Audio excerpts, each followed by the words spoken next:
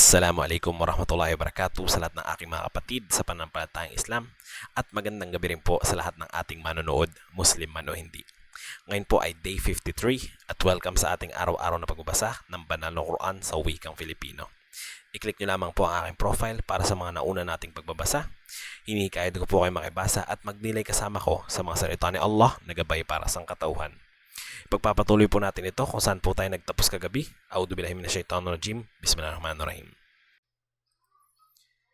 Kayo ay nagnanasa sa kapwa ninyo kalalakihan sa halip na sa kababaihan.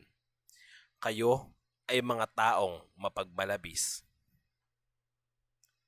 Hindi tumugon ang kanyang nasyon liban na lamang sa pagsasabing, palayasin ninyo sila mula sa inyong bayan.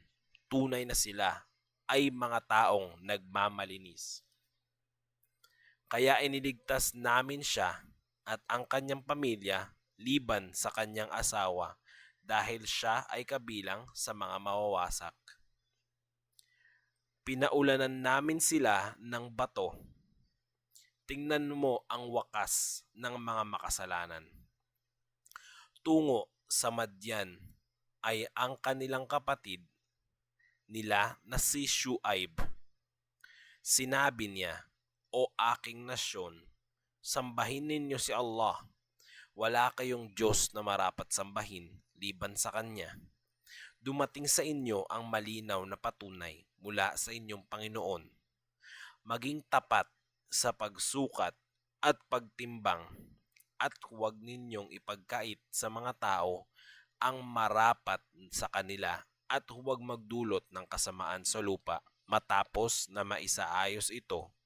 Yaon ay mas mainam sa inyo kung kayo ay mananampalataya.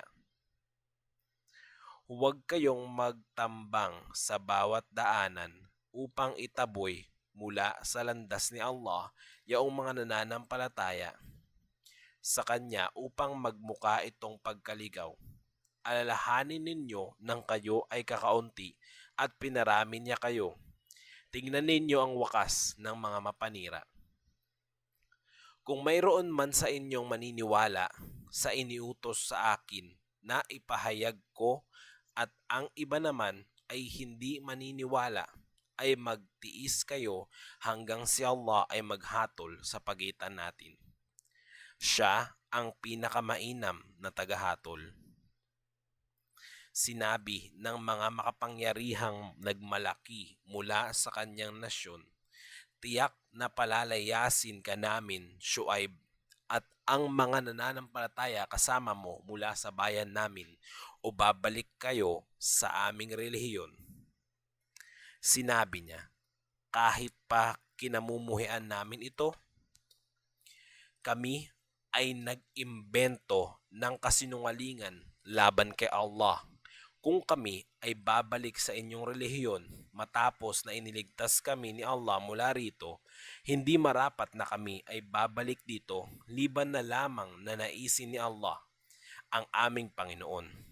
Nasasaklaw ng aming Panginoon ang lahat ng bagay sa kanyang kaalaman. Kay Allah kami nananalig. Aming Panginoon, maghatol ka sa pagitan namin at ng aming mga kababayan ng buong katotohanan. Ikaw ang pinakamainam na tagahatol. Sinabi ng mga makapangyarihan na hindi nananampalataya na kabilang sa kanyang nasyon, kung susundin ninyo si Shuaib ay tunay na kabilang kayo sa mga talunan. Kaya sila ay nilindol at sila sa loob ng kanilang mga tahanan ay naging mga bangkay. Yaong mga nagpasinungaling kay Shuaib ay parang hindi umiral doon. Silang nagpasinungaling kay Shuaib ang mga talunan. Si Shuaib ay tumalikod sa kanila at nagsabing, aking nasyon, ipinahayag ko sa inyo ang mensahe ng aking Panginoon at nagpayo sa inyo. Paanong ako ay magluluksa para sa mga hindi nananampalataya?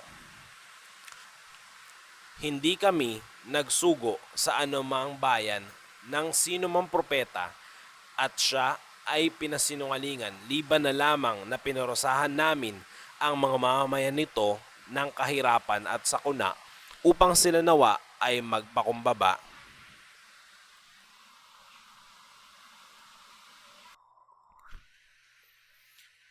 at pinalitan namin ang paghihirap na ito ng ginhawa at umunlad sila at nagsabing, ang ating mga ninuno ay dinatdan ng kahirapan at ginhawa.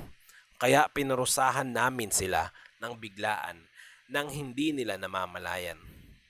Kung ang mga tao lamang sa mga bayan ay nananampalataya at natakot kay Allah, ay binuksan namin para sa kanila ang mga biyaya ng langit at lupa.